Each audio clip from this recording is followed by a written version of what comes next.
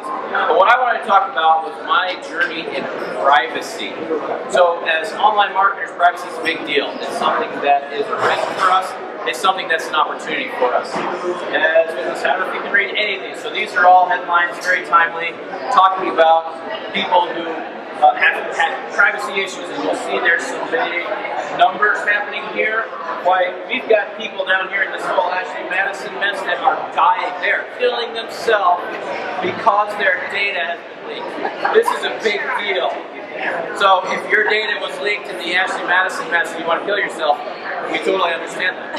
So, but notice a couple of things. One, notice that the companies mentioned here, Home Depot, we got Target, Neiman Marcus, we got Wyndham, so these companies span all across the board, right? These are lots of different industries, and notice that in most cases, we're talking about losing data. And so the popular press does not make a distinction between a privacy risk, a perceived or possible privacy risk, and a very real data breach. So in the court of public opinion, losing 1.5 million credit card names can be about the same as having someone's cookie improperly applied. And we all know that's not true, right? As marketers, we know that we try to follow the rules, and we want to do that correctly.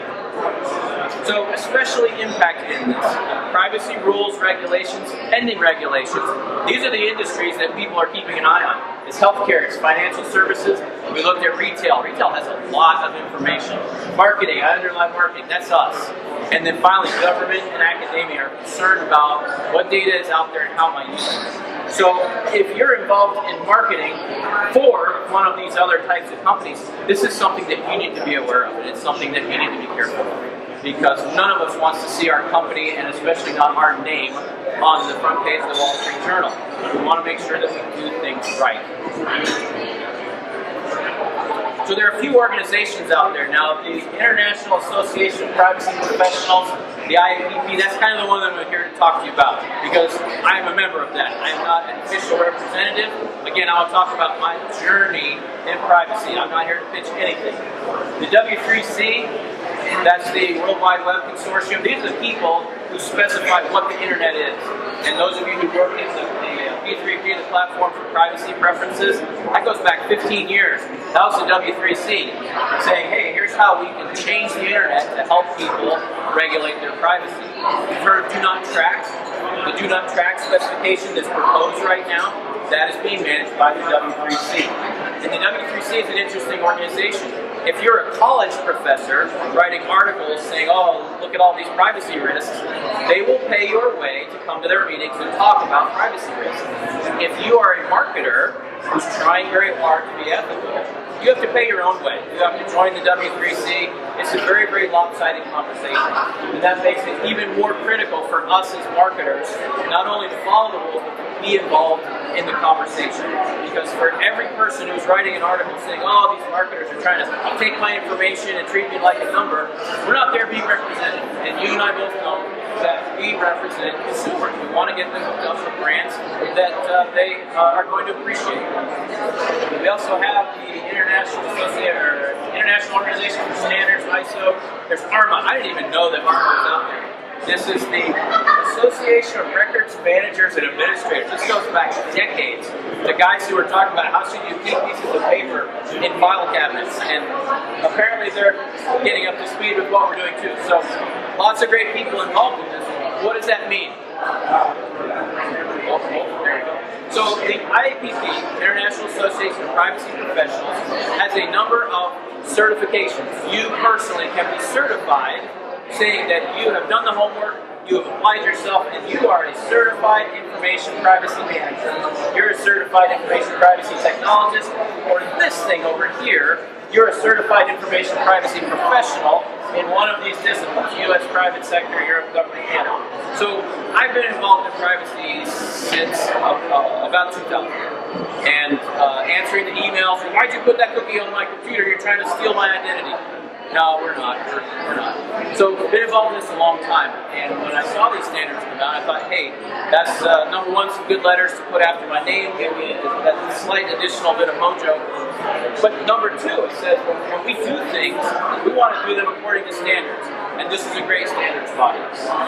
So how do you do this? Now, I've been a member of the IAPP for several years, and I decided I'm going to make this happen. So there's two ways to go about it. One, you go to formal training. They offer workshops, usually in the major metros, New York, LA, San Fran, Seattle, Chicago. They're very expensive. And when I started on this, it was on my nickel. So there's no way I'm paying to go to some big city and take a several days course. So I went the cheapo route, which is I called up, I bought the books, studied it, I took notes, I made flashcards, I studied, I took the the practice exam, passed it, signed up for the real exam, failed it. So it's actually quite difficult. And something happened in June. So for about 3 or 4 years, I said, you know what? I passed the foundation piece of this, and it never goes away. So I'll just wait. Someday it will be a good time for me to brush up on this, to finish it out, and to go take the test. And in June, I got an email saying, hey, good news, we've decided that the foundation exam is something that you used to take once, but now you're going to take it every time before you can pass one of these certification exams. And by the way, we're also going to make you pay for it. So the cost of doing this doubled in July. And I'm here to say it's a good thing, but I'm also here to say I'm a little bit cheesed off at the IAPP for doing that. They told us you take it once, you pay for it once, and now you really don't. But hopefully you're not doing this on your nickel. So you buy the books, you study it. So I went in June and I went ahead and took the exam, and I'm proud to say that I am now certified information privacy technologist and certified information privacy professional in the U.S. private sector. I did. I ringed it right out, up right about 48 hours before the end of the month. So good to have. So does that mean that now I'm getting phone calls every day saying, please come and be our chief privacy officer? No, I am not. But it does mean, there we go.